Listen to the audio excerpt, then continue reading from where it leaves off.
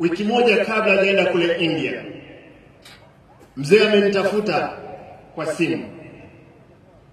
Akaniambia nataka simu ya bibi yangu. Alikuwa anataka amuongeleshe. Nikampea, wakaongea. Wakakubaliana kwamba wiki hiyo angesafiri kule Uchina kwenda kutibiwa. Lakini baadaye nikaondoka Kisii mara moja kuelekea Nairobi kumuona. Nikaenda nyumbani, nikakutana na mama Aida. Nikampata. Mzee alikuwa Serena. Akaniambia, Simba, usije Serena, uje nyumbani. Tukakutana. Mzee akaniambia, Simba, nataka niende Malindi kwa siku 2. Nitarudi nione kama nakwenda India ama naenda Uchina. Tukakubaliana na baba, akaenda Malindi, akarudi. Tukakutana na Mheshimiwa William Ruto, rais wetu. Rais akaniambia, we cannot gamble with the life of our brother Raila Amolo Odinga. I'm giving a plane tomorrow to take mzee to India. And Mheshimiwa Rais, nashukuru, asante sana. Nataka niseme, najua kwamba baba amelala, yuko pale.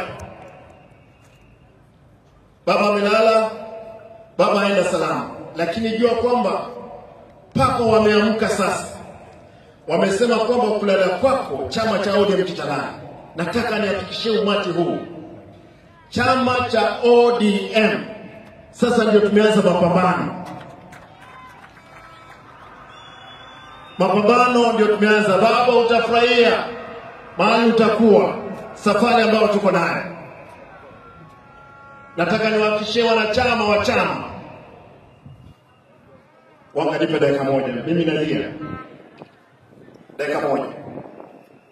Nataka niwahakikishie wanachama, wale ambao hapa, wale walikuwa napinga baba, wale walio dhurumu baba, wengine wako hapa ndani.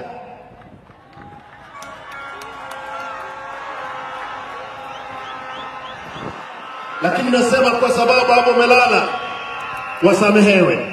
Lakini hatuwezi sahau.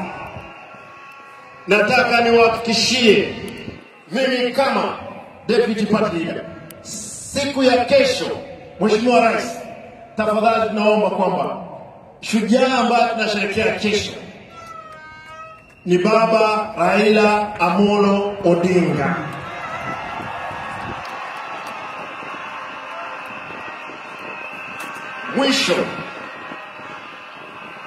Mwisho mnikubalie tuimbe wimbo peke yake, bado mapambano. Vijana msilale,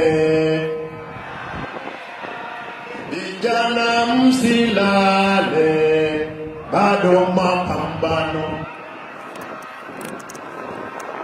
Hebu swala juu tafadhali. Huo wimbo lazima tukumbushane kwa sababu mapambano sasa ndio tumeanza kuelekea mbele. Vijana msilale, vijana msilale, bado mapambano, mapambano, mapambano, bado mapambano. ODM msilale, ODM msilale.